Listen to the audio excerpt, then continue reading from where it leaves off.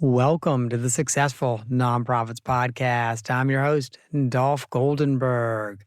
In our show today, we are going to talk with Karen Feste about conflict resolution. Super excited to bring this conversation to you.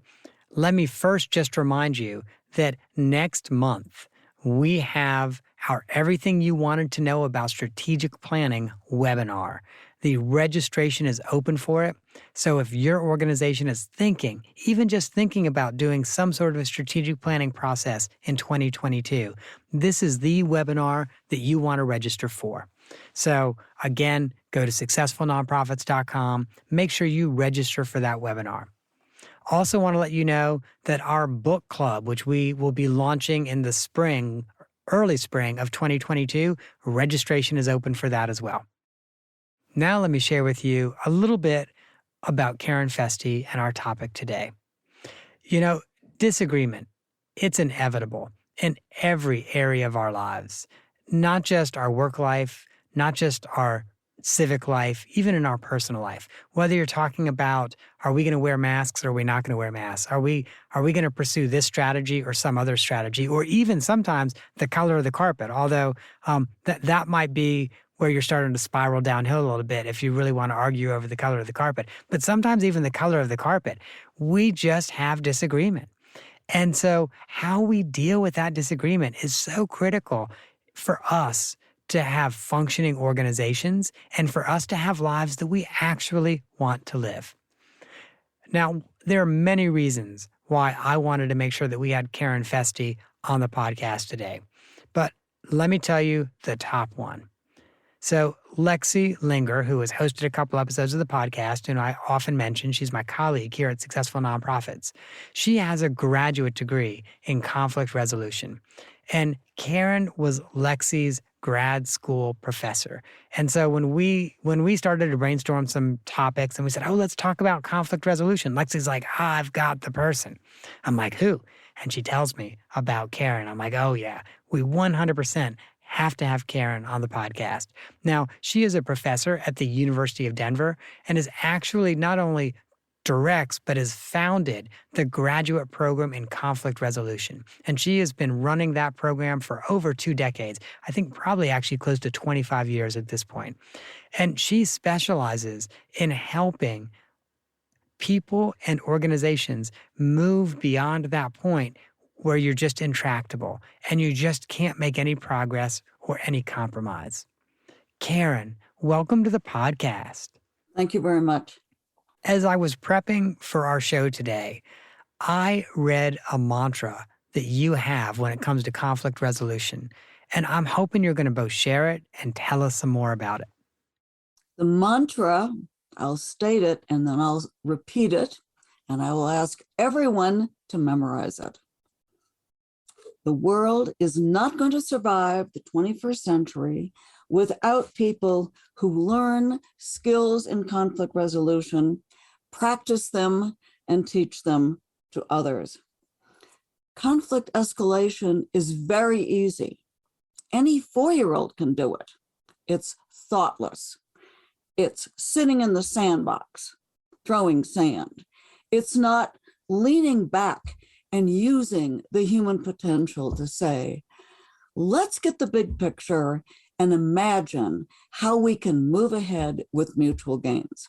So I'm going to repeat the mantra once more. The world will not survive the 21st century without people who learn conflict resolution skills, who practice them diligently and teach them to others.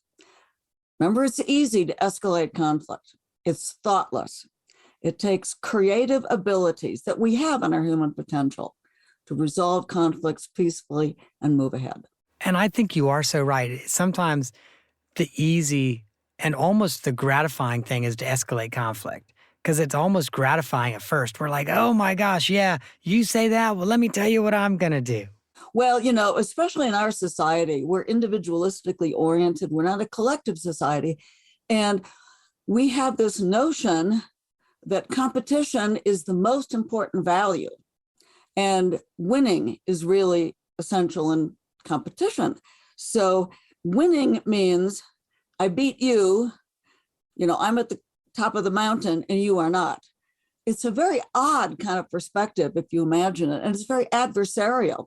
It doesn't really foster like, well, if we spent more of our time imagining how our differences can be meshed in certain ways, which requires a lot of thought. It's not that part of the brain that's very well developed, by the way. I really do believe the world would be a better place. And I just also have to say, if you've climbed a mountain, the top of the mountain is usually a good little bit of space. More than one person can be at or really close to the top of the mountain. It's not like one person has to be at the top and the other down at the base looking up. Yeah, but the hierarchy in our organization, which again connects back to the competitive spirit, which, that's so wonderful. No, it's not always wonderful. In other words, you want to figure out, how can I advance human progress using the skills of competition and using the skills of collaboration simultaneously, or knowing when one fits and when the other doesn't fit. We don't stop to think. So let's talk about that. When does one fit? You mean, when do you get that kind of collaborative notion coming in?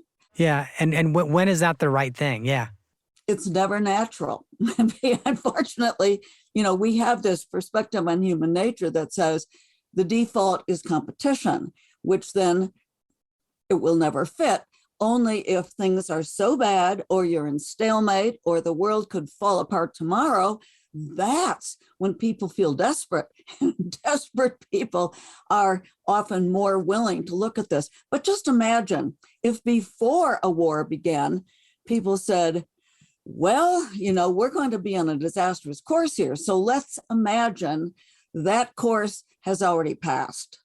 And now we are impending future crisis, the end of the universe. What should we do? We need to think those thoughts before we engage in the violence, but we're not doing that. We're saying, let's do the competitive sense. Let's test it out first. And only, if it's really bad, then will we move in this direction. It needs to be reversed.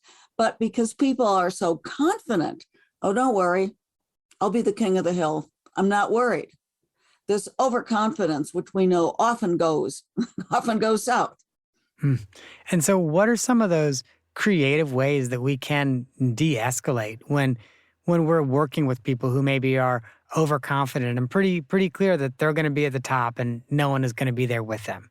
Yeah, well, the problem is we all suffer from that, and that's where we have to begin. So we ourselves very personally have to say, hey, how do I get control, get grounded, calm down, slow it down? That's kind of step one. So I often say to people, you've got to learn about meditating. Oh, no, that's not serious stuff. No, it does something to your brain if you can slow down that ego emphasis process, because by slowing it down, you can still retain your confidence, but it's a worldly confidence, not an individualistic confidence. That's really the big step one. We now see that kind of technique is being proposed in a lot of areas. In health, it's used in military training these days. Calm down. And that means to move the ego in the background and move your higher consciousness forward. I think I can't emphasize that enough. And there's a tremendous resistance to taking that seriously. But it is a serious process because it really is physiological before it is psychological. The brain waves, slowing the brain waves, that's step one.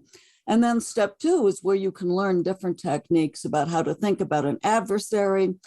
What do they want? What do you want? And then kind of strategize about various solutions. But you can't do that as long as you're in a non-calm competitive state.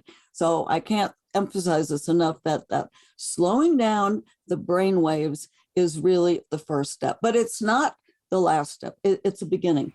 I know in my own life, sometimes thinking I should slow this down and I should calm down is easier said than done. What are some of the most effective ways to do that? Okay. It's good that you raise that, Dolph, because, A lot of the training on conflict resolution, people say, oh, this book is so easy. It's a no-brainer. I can do it. And I say, okay, try. Oh, this is really difficult. It is more difficult than you imagine because the default in our brain technology is so strong. It takes something to really overcome it. So you ask, how do we go through the calming? Well, there's the natural breathing exercises. Now, why deep breathing? Because it changes the CO constitution in your system. If I asked you to take 50 deep breaths, holding each one for 10 seconds before exhaling, you're going to feel pretty lightheaded. In fact, you're going to think, I don't need that glass of wine later today. I don't need any uppers because I am in this different state. It's unbelievably so. And I encourage everybody to try this. The beginning part is breathe in for 5 seconds, hold it for 5 seconds, and exhale for 5 seconds, and keep repeating it and keep counting, because then you're focused on the breathing and you're focused on the counting. And that redirects your mind. You'll be surprising how well it works. There's plenty of research out there which has used these breathing exercises to change stress factors. Now, why do you want to reduce stress? Because then you're enlarging your brain. And by enlarging your brain, you're open to a bigger picture. Your mind actually expands. You get better ideas, more creative ideas that you can't get when you're in that very dramatic, high stress kind of setting. And even if you only do it, say, starting out 2 minutes a day, just starting out 2 minutes. When you get up in the morning, then I like to do it in the afternoon when batteries are low, you need a little, a little rejuvenation. And I will go for maybe 10 minutes. The ultimate might be 20 minutes. Other people say 30 minutes an hour. No one has that much time, but anybody can do 2 minutes. You can even do it while you're driving, practicing your breathing while you're driving. You can't do it when you're actually engaged with someone else, in a conversation or, doing email. You've got to be just by yourself where you can focus on the breathing. So I strongly recommend the 2-minute test, trying it several times a day, and particular trying it before you're going into a situation where you're going to feel stressed. The idea is reduce that, because then you, in a more relaxed state, will be able to respond differently, and it will be to everyone's benefit, not just your own. Can I share with you one of the things that works really well for me? Breathing works, and there's another one that works really well. That's vigorous. When I say vigorous, I mean really almost strenuous physical activity. So if I'm not in a good place and I go and train, or I go even for a 3-mile run or a 4-mile run, as long as I actually am pushing myself. So I'm not like, I'm happy with an 11-minute mile. I'm like, okay, I want an 8-minute mile or an 8.5-minute mile. By the time I'm done, my head is in a whole different space because my body is worn out. And the energy that I had that was revolving around this thing that was making me swirl downward. Right. Is not there anymore. That energy I spent it doing something else. Well, it's brain work because your brain has gotten refocused to just force you to do this physical exercise. So anything that can take the brain out of its, high stress, tight framework will be beneficial. Absolutely. No, I feel the same thing. If I don't get that on exercise on a daily basis, you don't want to talk to me. So it sounds like step 1 is get calm and break the pattern. And now step 2, what's that second step? Well, step 2 is connected with this, de-stressing procedure. And that is, you have to be able to tell yourself everything works out for the highest good. I want this, A, B, C, D. They want that, A, B, C, D.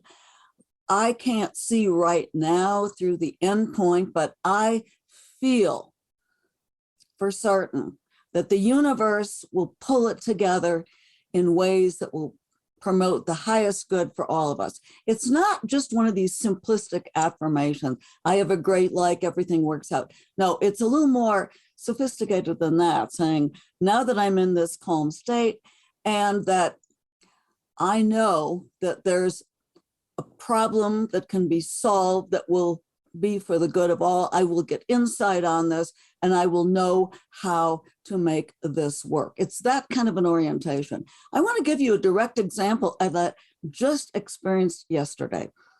I'm a professor at a university, and we are actually hiring several people in faculty slots. And this is, of course, highly competitive for people who apply, and it's very contentious within the faculty who are making decisions on this.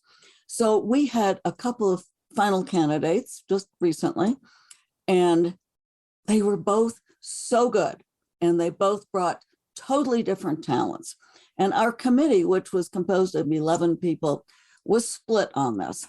Well, you know, I was thinking before our meeting yesterday, be calm, think about this, let the best solution come forth. And I found myself saying at the meeting, you know, these two candidates, they're different, but they're equal in a number of respects. We can't make the decision.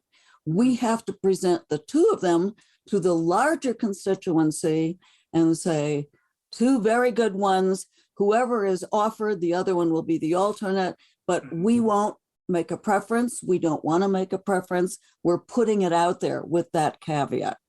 We had the best kind of dialogue that you can imagine, because everybody looked at it not in a competitive spirit, but what's the right thing that's coming out? What's the right thing?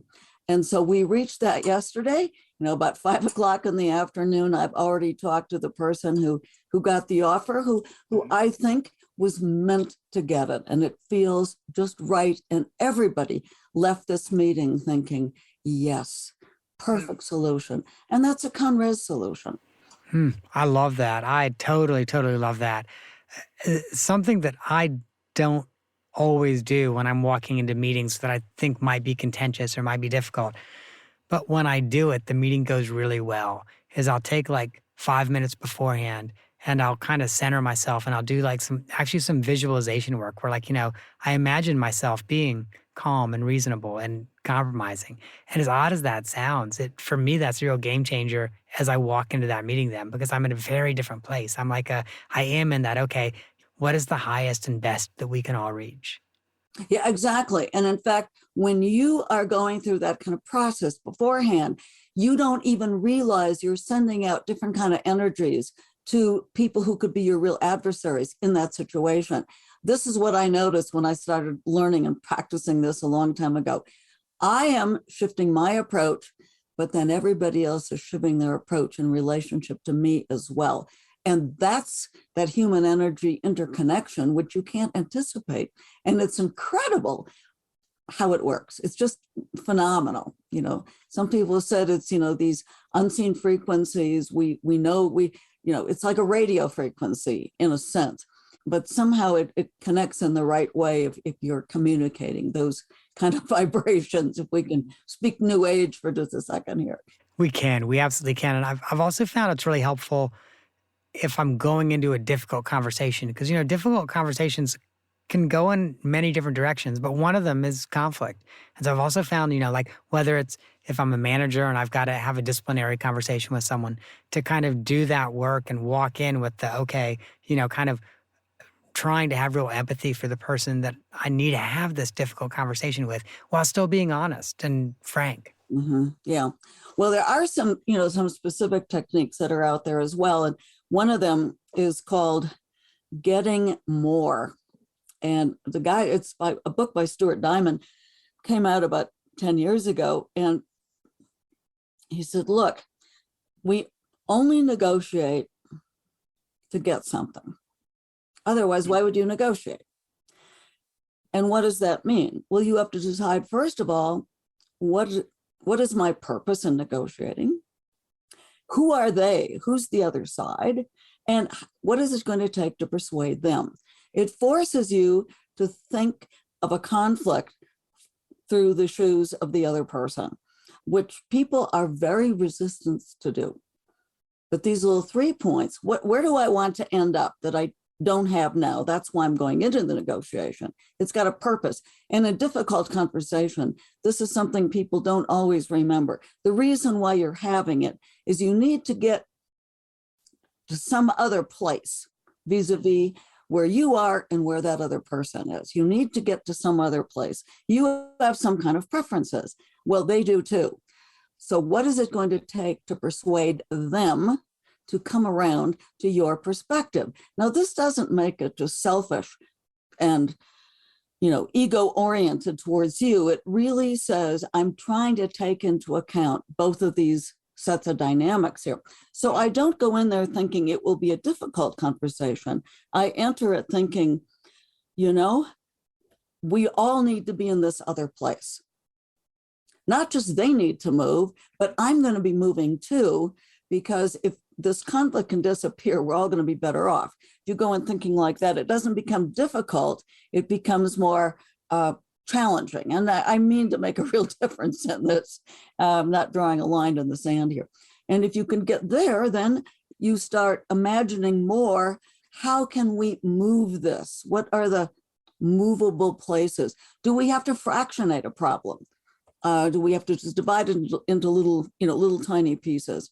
Oftentimes, when you're in a quote difficult conversation or something unpleasant, you only see big picture and you forget, well, there's little tiny pieces. And if I can convey that this is not a big problem, this is just a little insignificant issue, that also, I think, helps, surround the environment. I was in a friend asked me to be involved in a nursing home dispute recently, and it concerned a patient and patient care. And that meant the director of the nursing home was engaged. There was a whole administrative apparatus, and then the caretakers themselves, and then the patient and the patient's family. And I was listening in on their meeting, and this was an in-person meeting with about 8 people, and I'm just sort of there.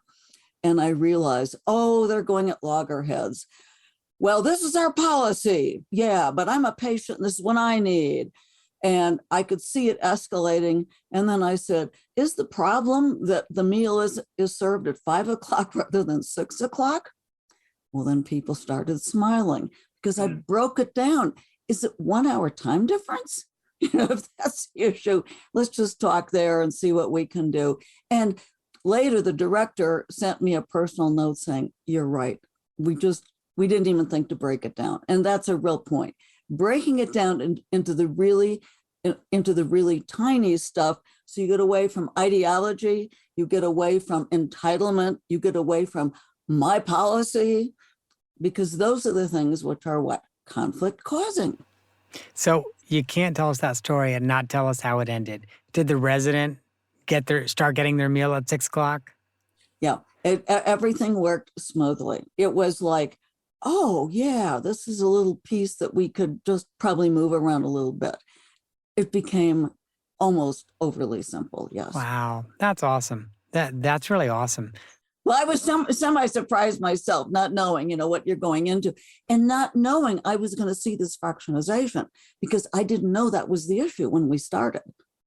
I began to see, in fact, I remember there was like the head of nursing sitting right to my left, and she started smiling. It's like, oh, maybe we get a breakthrough. But it was the director who said, okay, I didn't even look at it through this lens. Well, you see, if you look at it through the fractionation lens, then you can see how you can make a difference. Mm-hmm. Absolutely. Okay, so breaking down the big intractable conflict into small little problems that can be solved. What are some other tips that you might have that we can use in resolving these big conflicts that we just engage in? There's another approach, and it's called getting to yes. Okay. It's a very famous study that was first published more than 40 years ago. And I'm going to tell you the story about why it got published and what it means. It's been translated into about 30 languages, by the way. It's used widely in business schools and law schools and in, let's see, public service training, military training, diplomatic training. And it's a little booklet by Roger Fisher and Bill Urey, who in the 80s, Roger Fisher was a World War II veteran, and he was very upset about the war. And he was back at Harvard now in law school and thinking, what can I do so we don't have to have these big conflicts? So he eventually wrote his ideas down, and a guy named Bill Urey, who was a graduate student there, asked if he could sort of help out a little bit. And the two of them then, sort of worked on this. And they said, we've just got to have common examples, like how to deal with your landlord, not just big war times, but we've got to put in wars too, like Egypt and Israel. How do we deal with the Sinai problem? That was one issue they looked at. And what if you're just shopping and it's a bazaar mentality and you can negotiate price? Or what if you have, barking dogs in your neighborhood? So what if you got a family dispute with your mother, your father, your siblings, all kinds of conflicts. So they came up with a few principles in getting to yes, which is, first of all, number one, which was the most difficult one, never take anything personally. Never take anything personally. That's tough sometimes, isn't it? That's tough most of the time. And there's 4 of them, but the first one is never take anything personally. Well, how do you do that? Because conflict is personal. How do I, it's about me and what I want, and I'm upset. Well, as long as you're in that framework, you're never going to get anywhere. So never take it personally. I tell people, pretend there's a glass brick wall in front of you, and nobody can get through that. You are absolutely protected. You're absolutely protected from any verbal insults or any physical insults. So if you can get there, you can go to step 2, and you can think, in working with adversaries, all right, what do we all want here? Let's just kind of put it all out. What upsets me? What upsets you? What would really make me happy? Is it having the corner office? Is it, I just need recognition. I need to be told I'm doing my job and I'm doing it well. Is it psychological, or I really need a bigger paycheck? I'm just being underpaid here. That's just frankly the case. And we know it. Here's the documents. What is it? And sometimes you don't know what it is you really want, what it is. And you have to imagine, okay, if I had this, would I feel satisfied? If I had that, would I feel satisfied? And you can ask that to the other side. Well, if you got this in exchange for that, would that make you feel better? That's kind of shopping around. It's like can I tell you about the orange story it's famous in conflict resolution. And those of us in the field call it the orange story. It was invented actually way back in the 1940s by someone in Boston. Okay, there's one orange in the kitchen where 2 teenage girls are arguing over who shall get it. So the mother comes in and says, okay, enough screaming about this orange. I'll just split it down the middle. You can each have half. Compromise solution, right? Even Steven, equal for each. Well, then what mother noticed is that one girl squeezed the juice because she was going to make orange juice. The other girl didn't care about the innards of the juice. She wanted the peel, and she then shredded the peel because she was making a cake. Bad solution. They each got 50% of what they wanted. Whereas if beforehand mother had said, why do you need the orange? I need it for the juice. Okay. And why do you need it? I need it for the rind, for my cake. Each one could have had 100% of what they actually wanted. But because they weren't asked what's the purpose and they didn't express it, they argued. So it's a very famous story, that we speak about. If you think about, is it the rind or the juice that you're really after? But you have to think about it in personal terms, what it is I really need.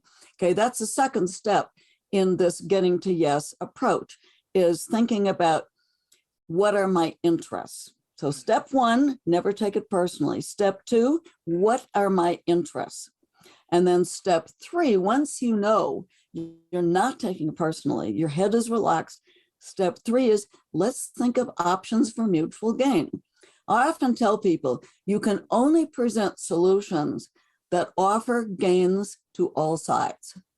The room goes silent because people are when they think of the term brainstorming, they think, well, my idea would be this and this, and the other side just should go along with it. No, that is not really productive. It's harder to think, imagine solutions where everyone has a gain. And once you shift the mindset, then you get a few ideas. You don't get a lot, but you get a few ideas that then people can work with. But that's never can be the end point, because you can get bizarre, bizarre thoughts.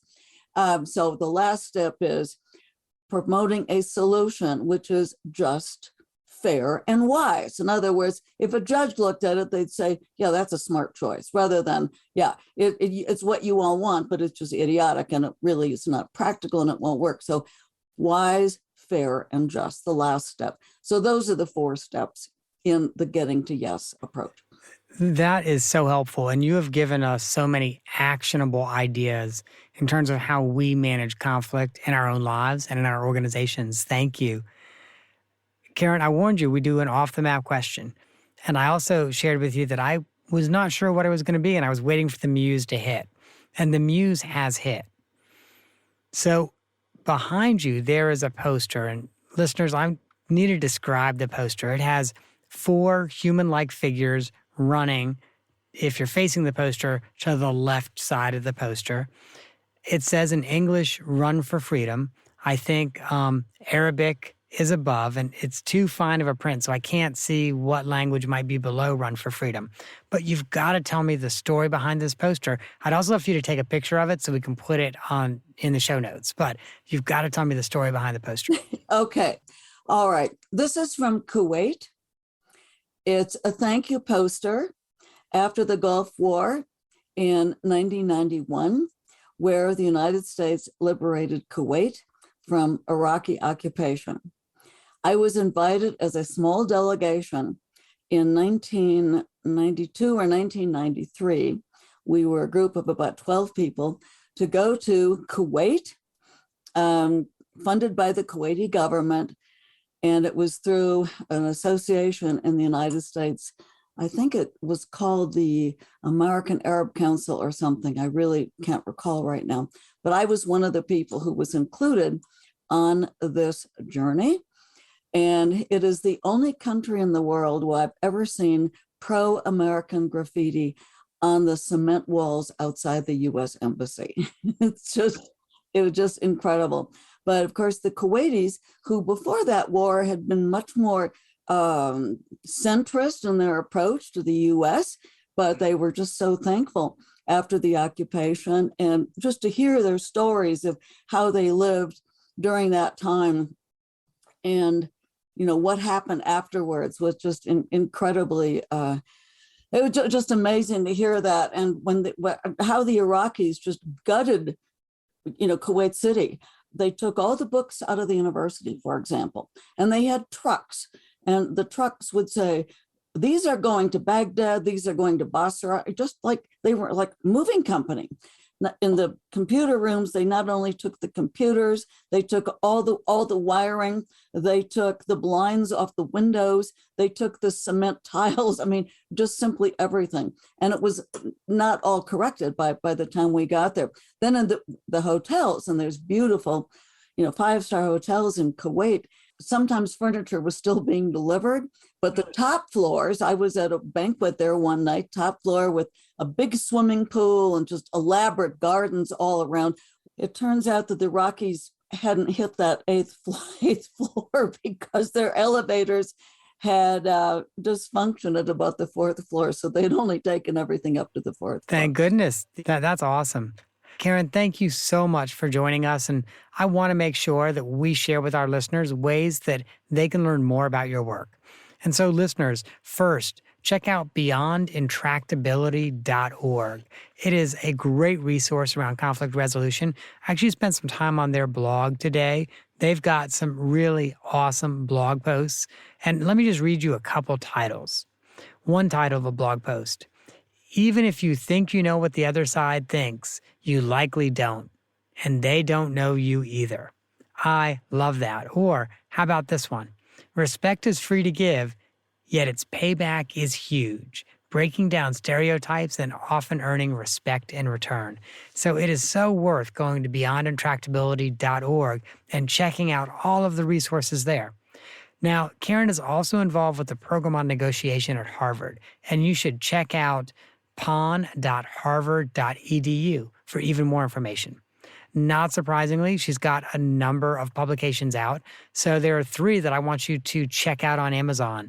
One is Plans for Peace, Negotiation in the Arab-Israeli Conflict. Another is Terminate Terrorism, Framing, Gaming, and Negotiating Conflicts. Love that subtitle, by the way, Framing, Gaming, and Negotiating Conflicts. And then the final is America Responds to Terrorism, Conflict Resolution Strategies of Clinton, Bush, and Obama. So if you're a political junkie, you might really enjoy that last one. And then finally, she has offered to send us a PowerPoint slide deck on resolving conflict, and we're going to be posting that at our show notes as well. Hey, Karen, thank you so much for coming on the podcast. Thank you. I've enjoyed it. Listeners, if you found this conversation helpful, if it's going to help you figure out a way to deal with a difficult situation or a difficult relationship or personality that you have in your life, there are a couple more episodes that you might really enjoy. The first is episode 89, Conflict Can Be Good for Your Organization, with Nate Regier. And the second is episode 150, Frenemies, Solving Problems with Unlikely Partners, with Leah Garces. So make sure you check out both of those. And also, as long as you're online and checking out websites, don't forget to register for our strategic planning webinar. You will learn everything that you need to know about it, but maybe have been afraid to ask. That, listeners, is our show for the week. I hope you have gained some insight to help your nonprofit thrive in a competitive environment. And it's kind of ironic, after a great episode on conflict resolution, I still have to give you the disclaimer that the lawyers make me give you. So here it goes. I'm not an accountant nor an attorney, and neither I nor the Goldenberg Group provide tax, legal, or accounting advice. This podcast and this episode is for informational purposes only and should not be relied on for tax, legal, or accounting advice. If that's what you need, please find a licensed, qualified professional in your area and seek out the advice that you need.